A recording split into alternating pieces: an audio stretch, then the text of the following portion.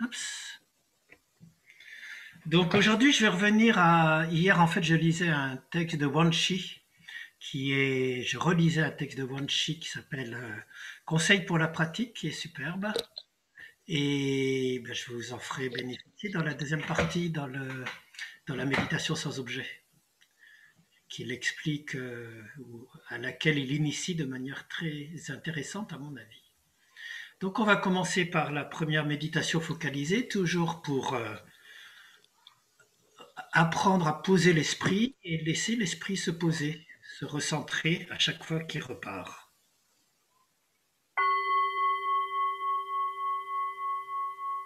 Donc au premier coup de gong, vous pouvez décider de laisser à l'extérieur tout ce qui s'est passé avant cet instant, dans la journée, les pensées, les émotions qui précèdent, les actions que vous avez faites.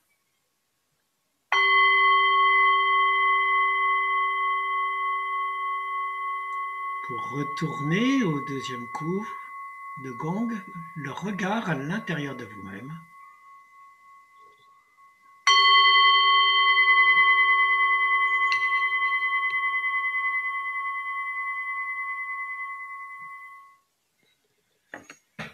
Et vous recentrez juste sur le moment présent.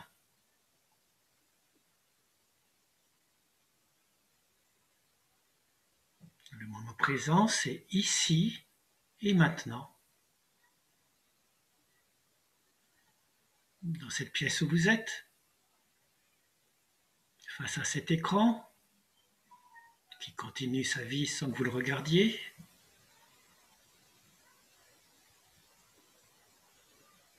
Les yeux mi-clos ou fermés.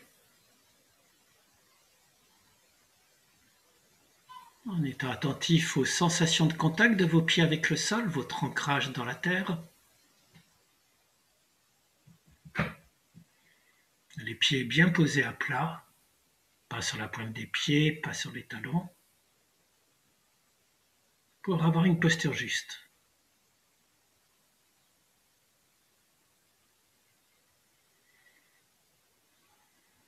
Puis en installant une assise aussi stable et confortable que possible au niveau de votre fessier, détachant le dos du dossier de la chaise tant que ce n'est pas douloureux, pour ressentir pleinement cet axe vertical de votre colonne vertébrale qui se redresse naturellement vers le ciel comme la tige d'une plante ou d'une fleur qui s'élève vers le soleil. Et en sentant cette tension de votre être vers le ciel, vers la lumière.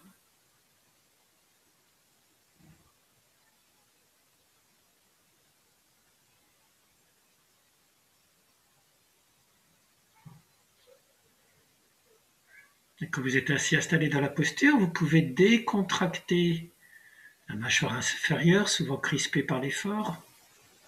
Rentrez légèrement le menton pour ne pas partir dans les pensées. Décontractez les épaules, souvent contractées.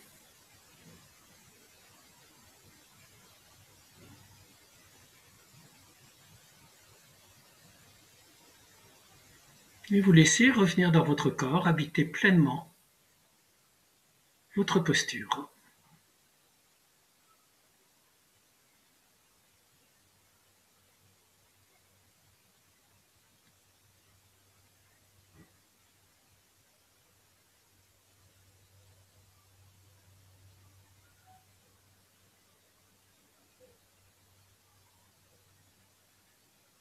Lorsque vous réhabitez pleinement votre corps, vous pouvez au choix décider de vous focaliser, retrouver en vous soit le souffle,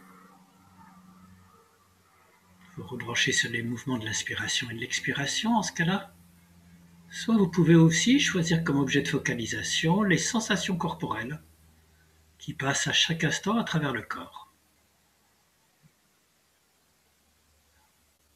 Juste ce que vous préférez comme point d'appui pour stabiliser votre attention et explorer cette vie à chaque instant.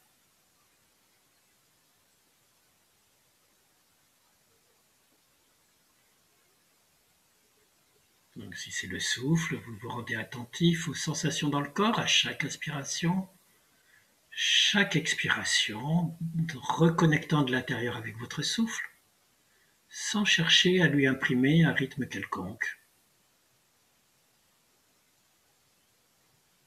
Et si vous vous focalisez sur les sensations corporelles, de la même manière, c'est vivre de l'intérieur chacune de ces sensations qui apparaissent, se déploient, disparaissent sans se faire emporter par elles, juste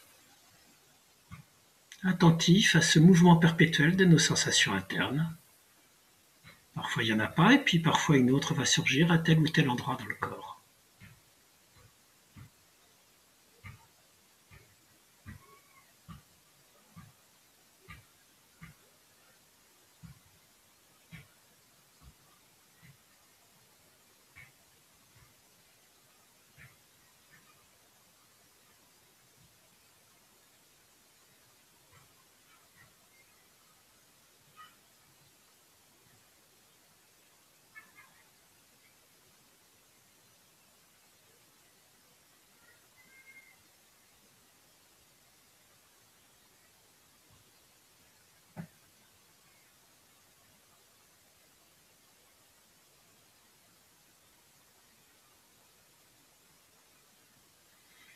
Et à chaque fois que vous partez ailleurs, dans une pensée, une rêverie, une somnolence ou une émotion, ou une sensation physique, peu importe, vous constatez que c'est tout à fait naturel, vous vous félicitez de vous en apercevoir et vous revenez avec douceur, bienveillance, à votre souffle ou à vos sensations corporelles, en ramenant votre attention, votre esprit dans le corps. Ce qu'on appelle penser avec le corps,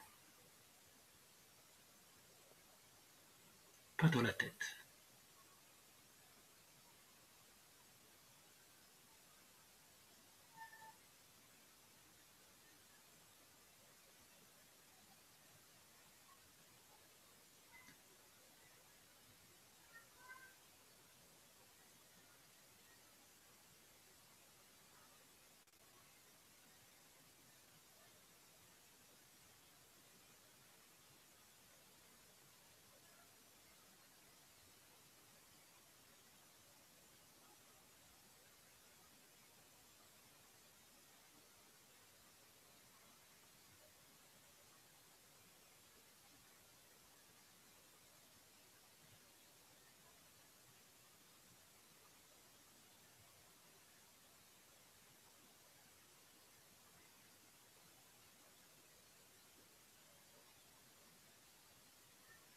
Vous pouvez, si vous le souhaitez, explorer plus profondément ce mouvement du souffle ou des sensations corporelles dans le corps.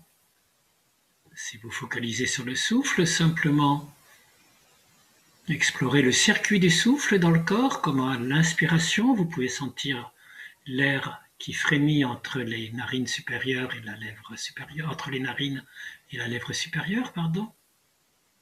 Puis comment toujours dans l'inspiration, l'air pénètre par les narines, redescend par la gorge, le larynx, trachée vers le ventre, sentant les poumons qui se gonflent au passage, se remplissent d'air. Et à l'expiration, le souffle qui remonte du ventre vers le haut, les poumons qui se vident et le souffle qui ressort par le nez.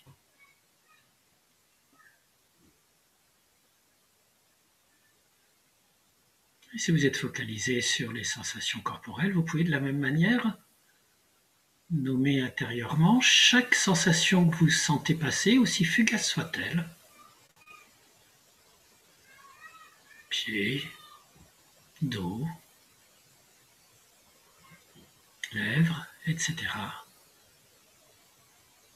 Attentif à chaque fois à l'endroit où la sensation apparaît, comment elle se déploie, se transforme, disparaît, remplacée par une autre sensation que vous pouvez explorer de la même manière, avec la même curiosité, bienveillante comme une manifestation de la vie, à l'intérieur du corps.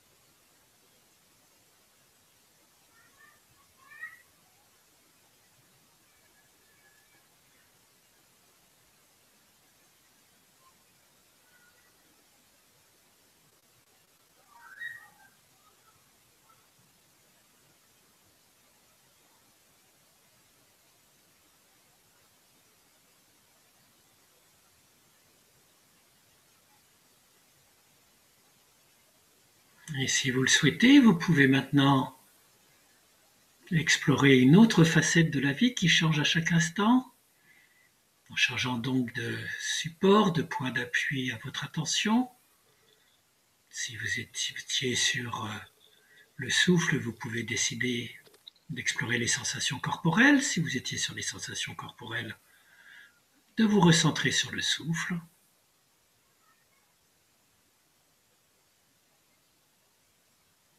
Vous pouvez aussi choisir un autre support parmi les 5 sens, les sons que vous entendez autour de vous, les saveurs gustatives que vous avez dans la bouche, ou les odeurs, ou les sensations tactiles de contact, ou même les petites taches visuelles, couleurs que vous pouvez observer, les yeux fermés. Vous choisissez quel est le support de méditation que vous avez envie d'explorer et vous laissez doucement se poser votre attention.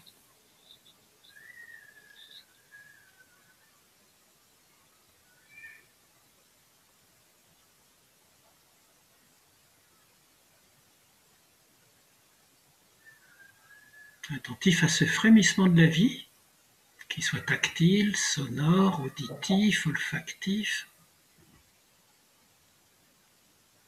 corporel, mental même, respiratoire.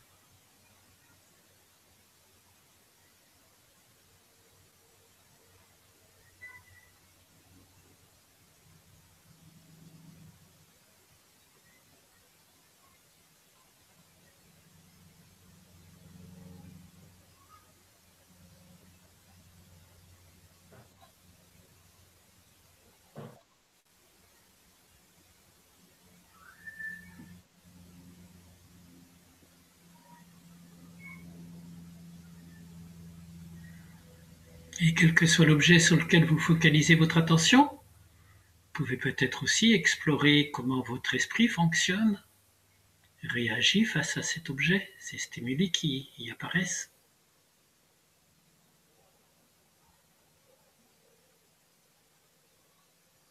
Explorer la manière dont spontanément nous avons toujours tendance soit à vouloir écarter si c'est quelque chose qui nous dérange ou qui est désagréable,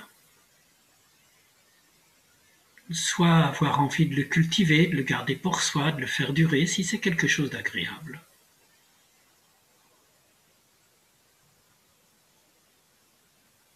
En constatant cette tendance inhérente, dès qu'il y a contact, à vouloir garder ou rejeter, parce qu'on aime ou qu'on n'aime pas, et ouvrir la main pour ne pas saisir, pour ne pas se faire emporter à la suite, pour ne pas rejeter.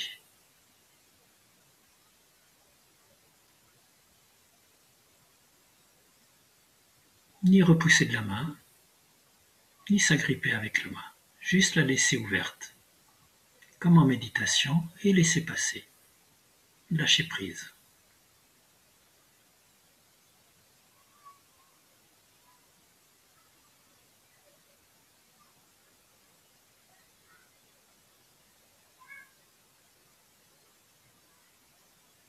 Et alors vous pouvez peut-être expérimenter comment quand vous lâchez prise, ouvrez la main,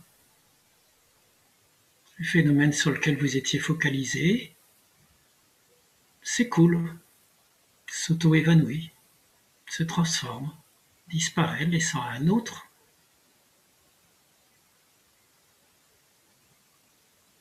que vous pouvez laisser surgir, se déployer, disparaître, sans vous y accrocher. et sans le repousser.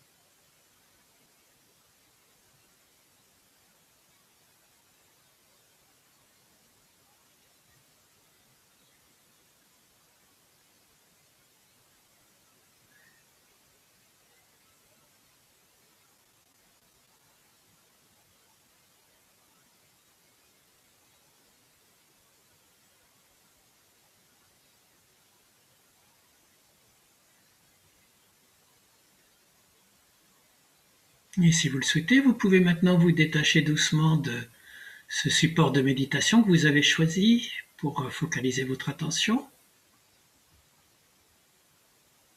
pour en prendre à nouveau un troisième et dernier pendant cette première méditation focalisée. Donc vous pouvez prendre soit l'un de ceux qu'on a déjà vus, qui constituent autant de facettes de la vie, respiration, sensations corporelles, 5 sens, sons.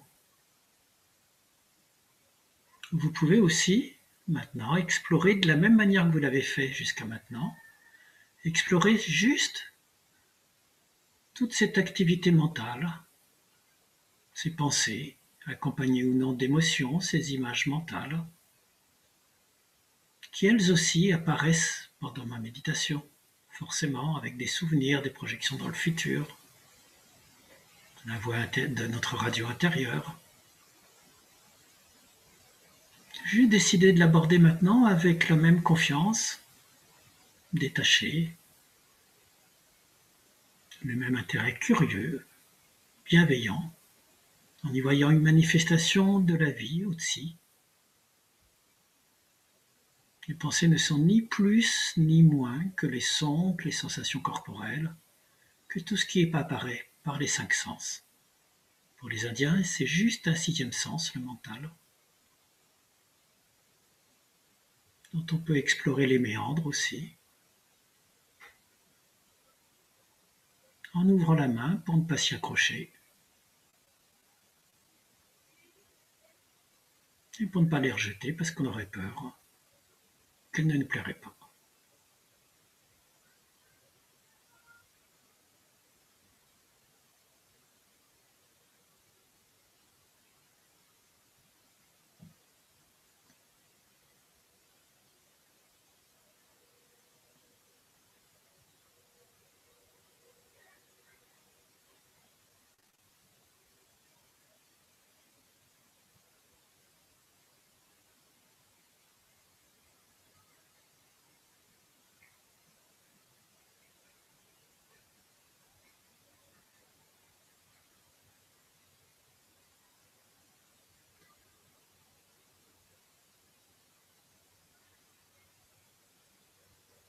Laissez passer les pensées comme des nuages qui passent dans le vaste ciel.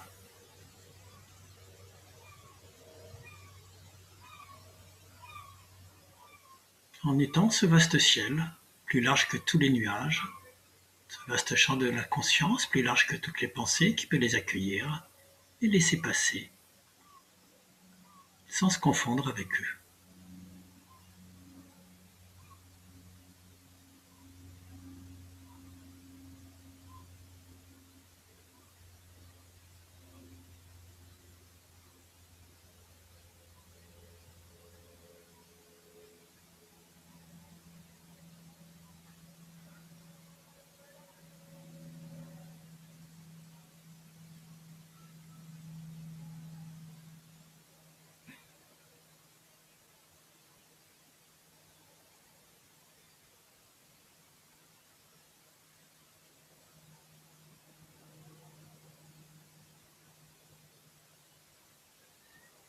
Vous n'êtes pas vos pensées, ce sont juste des événements mentaux.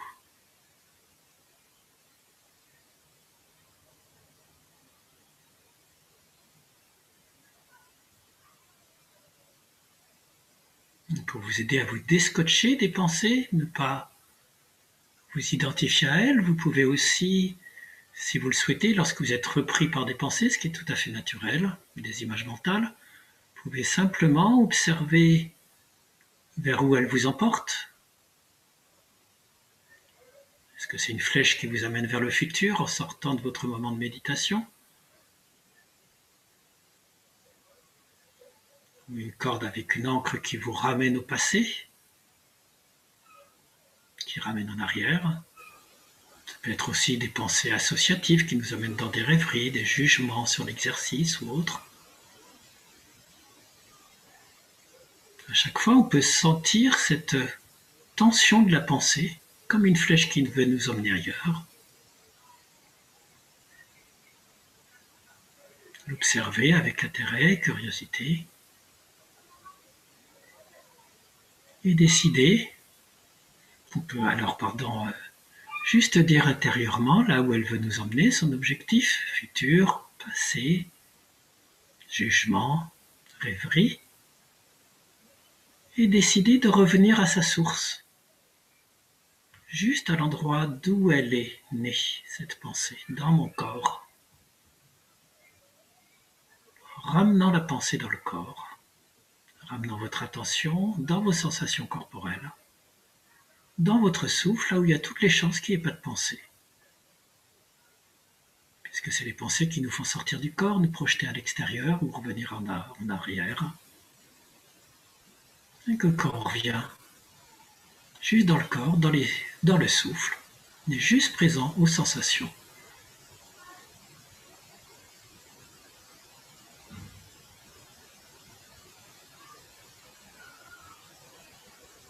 Et on peut alors, en revenant à la source des pensées, les laisser s'évanouir, partir toutes seules. Laisser la flèche partir, peu importe où elle va.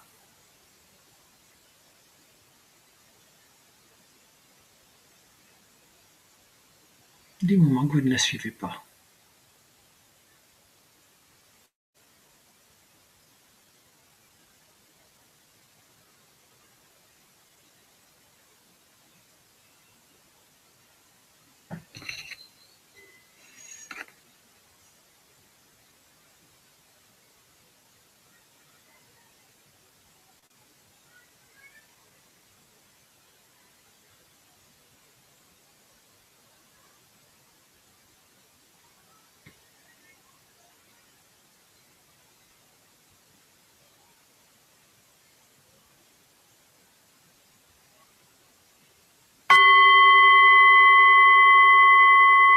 Premier coup de cymbale, vous pouvez, tout en conservant les yeux fermés, réintégrer des mouvements musculaires internes. Deuxième coup de gong. Reprendre contact avec vos 5 sens. Réintégrer chacun des sens. 6 sens avec le mental. Et au troisième coup de gong, vous chercherez à conserver cet état de présence à l'ensemble de votre corps comme un tout, inspirant, expirant à chaque instant, relié au reste du monde par les 5 sens, en interdépendance, à chaque instant.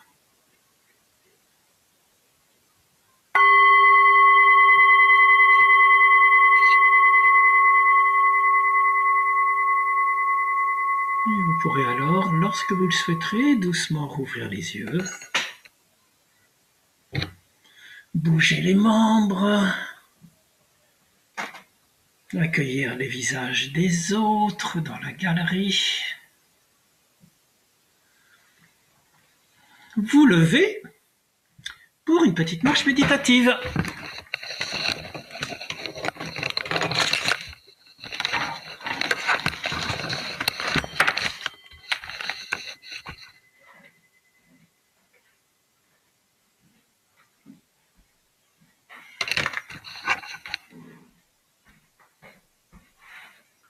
Alors, pour la marche méditative, vous prenez la posture de la montagne, bien ancré dans le sol, les pieds écartés de la largeur du bassin. Genoux légèrement déverrouillés.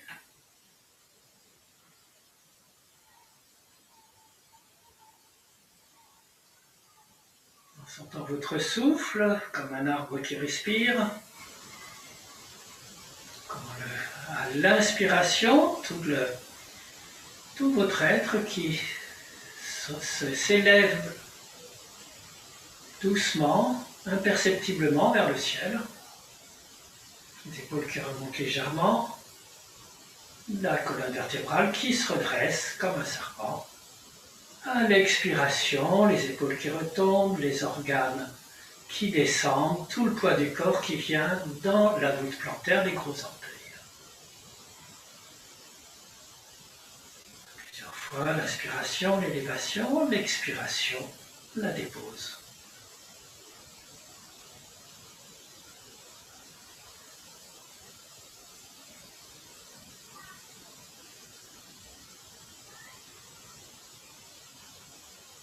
Et lorsque vous le souhaitez, vous pouvez commencer doucement à amener une jambe vers l'avant, d'un petit pas, d'un demi-pas, quart de pas ou un pied entier, puis sentir tout le déploiement du corps, du poids du corps, dans la jambe avant, jusque dans le gros orteil, le talon arrière qui s'est levé tout seul, jambe arrière que vous projetez vers l'avant, très lentement, puis à nouveau tout le poids du corps qui bascule dans la jambe avant, dans la nouvelle jambe avant, jusque dans le gros orteil, et ainsi de suite. Et vous pouvez le rythmer avec le souffle si vous le souhaitez. Parce que là, c'est dès que l'inspiration se fait, vous projetez la jambe arrière vers l'avant. Puis longue expiration pour vous ancrer, vous déposer dans le sol. Courte inspiration, changement de pied, longue expiration.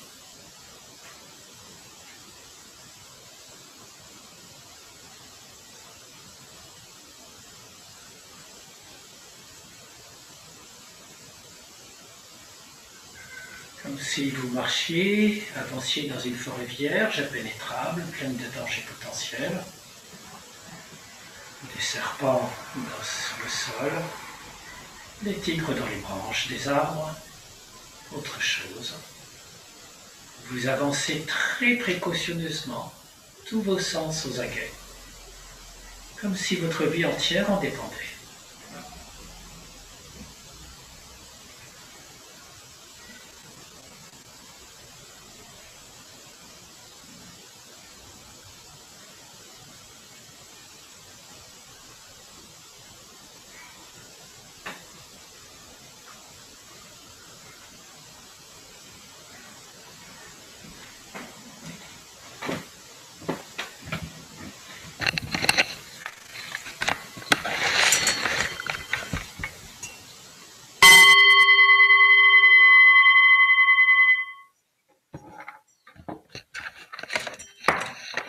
Alors, vous allez pouvoir revenir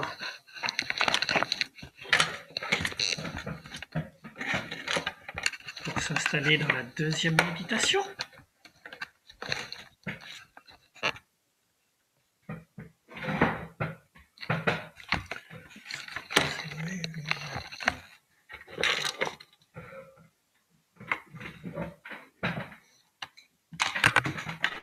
Pardon, je cherche mon matériel.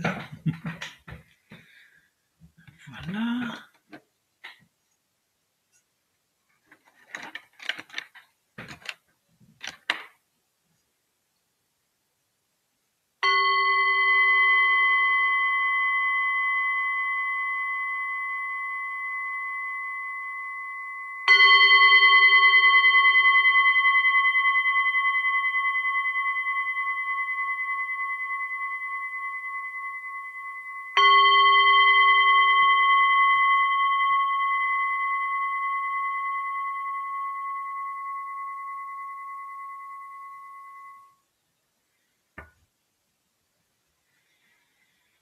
En vous installant par vous-même dans votre posture,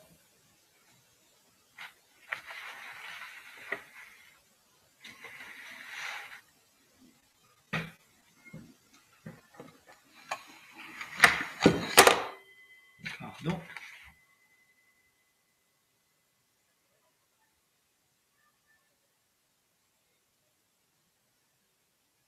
Laissez-vous juste vous poser dans la posture,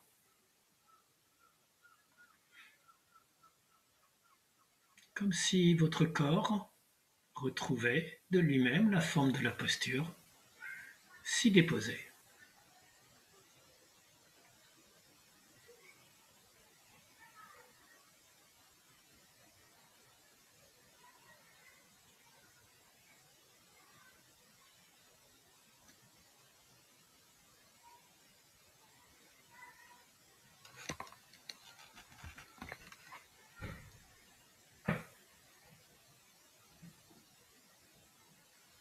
Cherchant à trouver juste la bonne tension, ni trop tendue, ni trop détendue. Vous laissant vous reposer dans cette posture. Calme, tranquille, confiant, apaisé.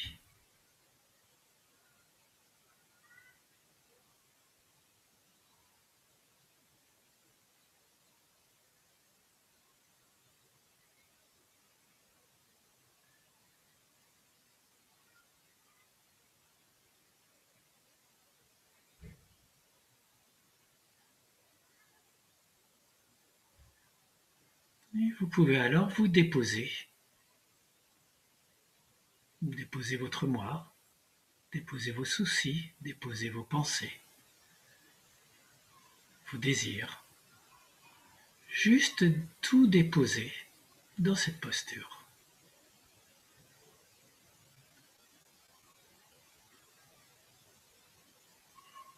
Comme si on retirait tous ces vêtements inutiles. Se dénuder. Se dévêtir.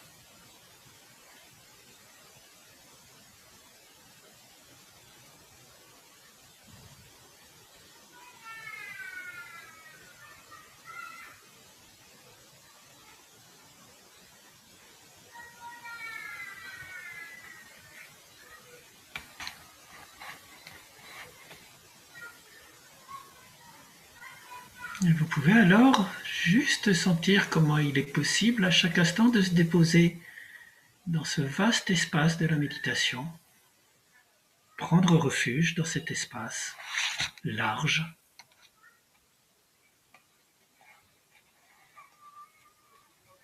On peut simplement rester, demeurer, ouvert à tout ce qui se passe, tous ces fragments, pulsions de vie qui passent, se déploient, disparaissent à chaque instant.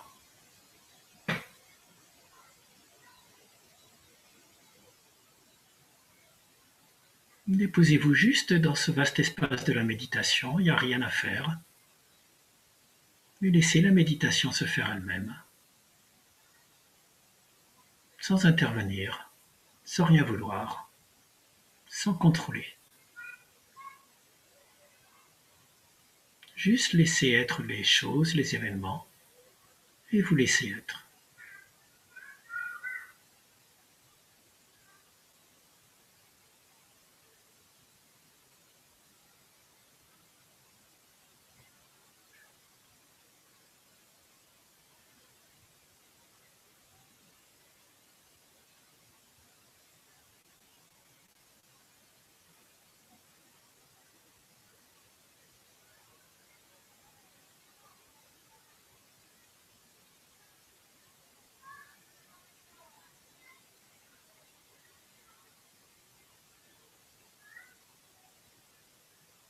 Et bien sûr, vous pouvez expérimenter, explorer comment vous pouvez être simplement ce vaste espace ouvert de la méditation, d'une attention sans objet, libre, accueillante, pour accueillir chaque événement de la vie.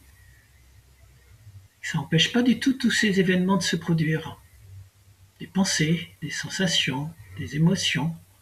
On peut les accueillir dans le vaste silence, le vaste espace, sans limite, de notre méditation.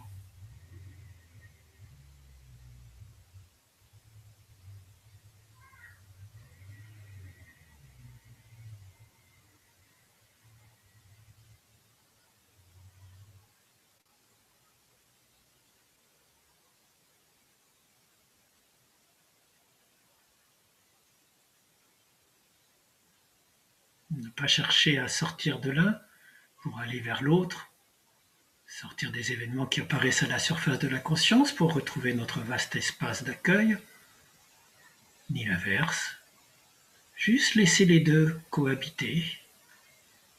Ce sont les choses, les événements qui apparaissent dans l'espace de notre méditation, puis qui disparaissent d'eux-mêmes et retournent, sans dualité, sans différence.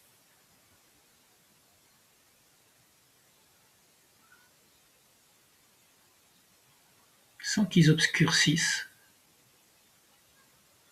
cette source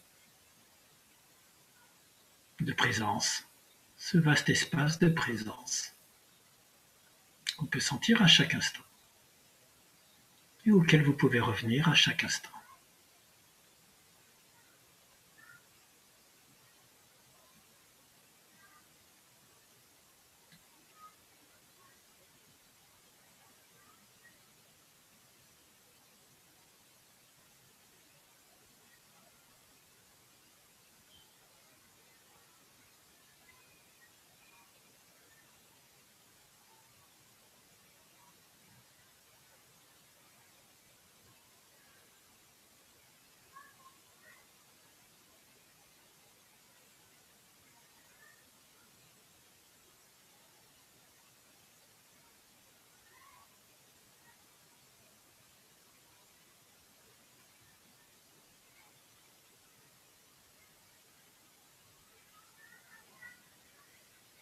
C'est ce qu'explique magnifiquement ces quelques phrases de Wan Shi.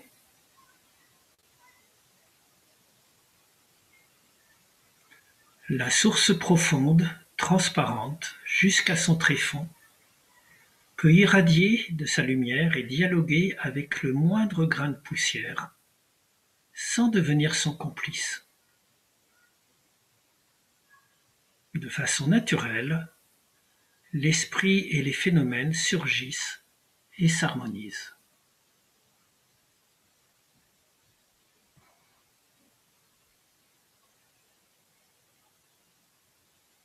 Vous pouvez à la fois être ce vaste espace de présence pure et y laisser se déployer les phénomènes qui trouvent leur place dès lors que vous ne cherchez pas à les mettre ailleurs, à les réformer ou à les écarter.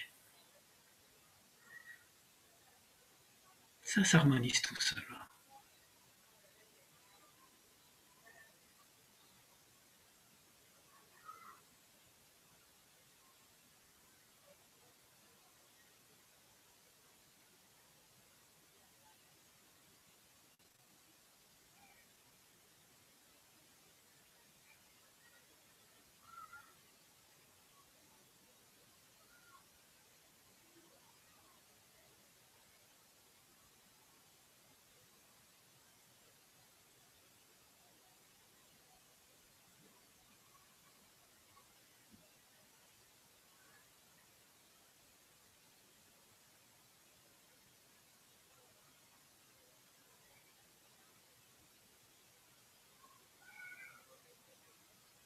Mais lorsqu'on laisse ainsi dialoguer, s'auto-engendrer les formes, les phénomènes à partir de ce vaste espace ouvert, de ce fond ou cette source de la vie, en voyant comment les phénomènes en surgissent, y retournent,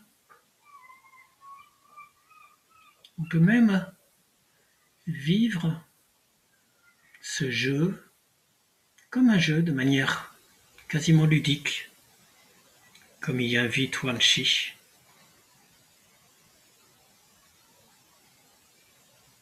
Parcourez et jouez dans cet état, dit-il. Chaque détail apparaît clairement devant vous, instantanément, sans laisser de traces. En étant en unité avec toute chose, tout endroit devient naturellement juste.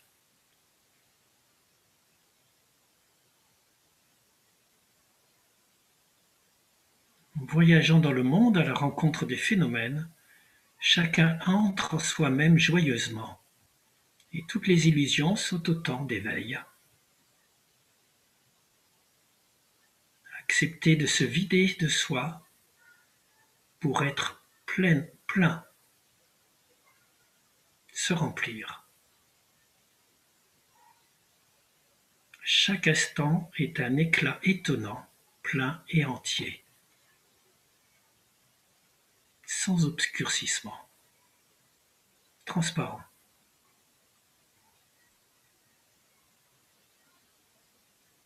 C'est ce que j'appelle se connaître, la connaissance de soi, se réaliser.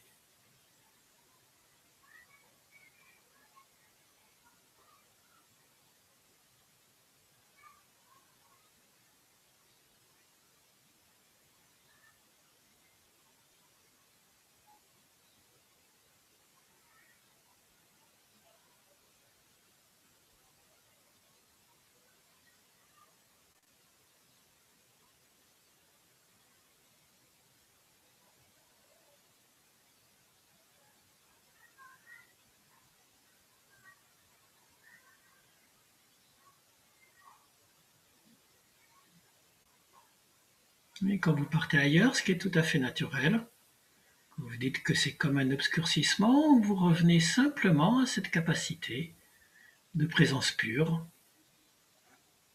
qui reste étonnamment toujours là en revenant à cette source de présence, qui est une présence du cœur, qui permet de se rebrancher dès qu'on est dans son cœur, pas dans sa tête, dans son corps.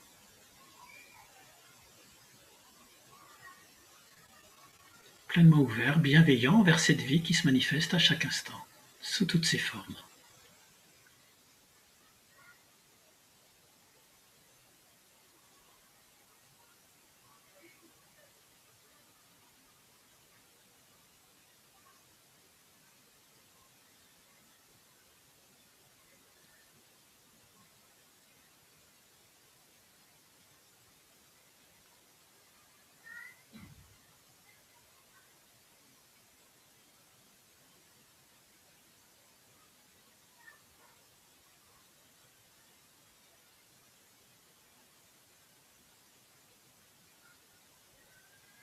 Et l'enseignement de Wan Shi est d'autant plus intéressant et riche qu'il vous montre que ce n'est pas que dans la méditation qu'on peut être attentif à cette source, à cette présence pure, mais qu'elle peut irriguer, faire naître chacune de nos actions dans la vie quotidienne.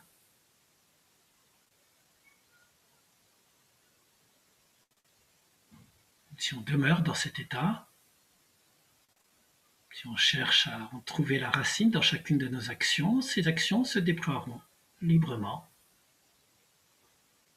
de la même manière.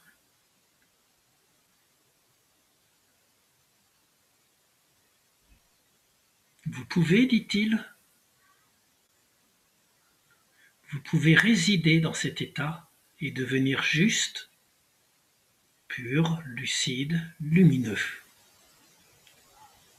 Et vous pouvez alors retourner immédiatement à l'action.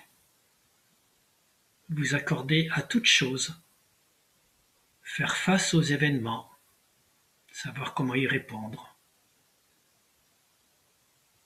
Rien n'est caché, tout est apparent, à sa place.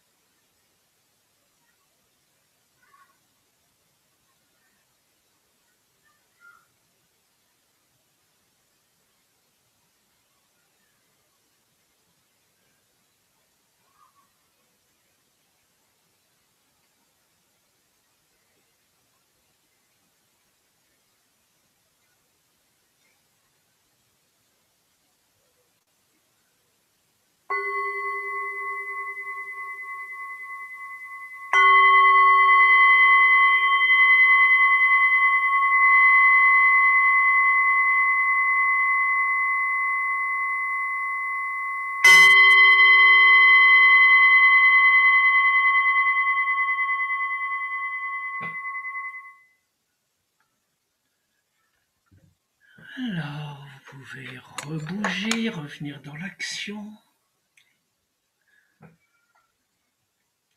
Ouvrir les yeux, les 5 sens, qui étaient déjà ouverts. Je vais juste, avant les petits échanges, vous lire, je crois que je vous avais déjà parlé de Wan Shi. C'est un maître Chan. Alors le Chan, c'est le mouvement qui précédait le Zen en Chine. Zen, le mot Zen japonais, c'est une traduction en japonais du mot Chan chinois. Et ça veut dire juste méditation. Juste se poser dans la méditation. Et c'est donc le mouvement de méditation qui, le Chan s'est beaucoup développé en Chine du 2e siècle au 10e siècle, en se reliant au taoïsme. Alors, je vous cherche mon petit Wan Shi, où est-ce qu'il se trouve Wan Shi, je l'avais tout à l'heure. C'est pas Ninsi, c'est pas... Ah. Bon, bah si je ne le trouve pas. Enfin, ce qui est intéressant, c'est qu'il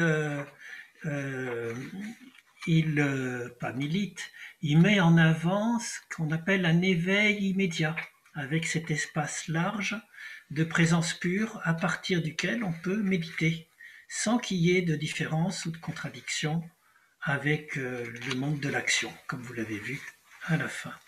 Je recherche encore une dernière fois, mais je ne le trouve pas.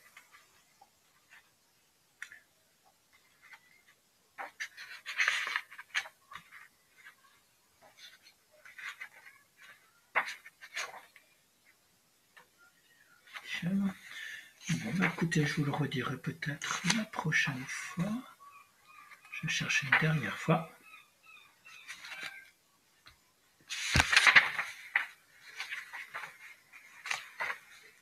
Bon, bah vous l'aurez une autre fois. Mais vous l'avez dans le petit texte, dans le petit livre que vous pouvez charger gratuitement pour Elliot, qui est un livre de référent de maître de méditation. Chan, tibétain, chinois, etc. Alors on va en passer, je vais arrêter l'enregistrement.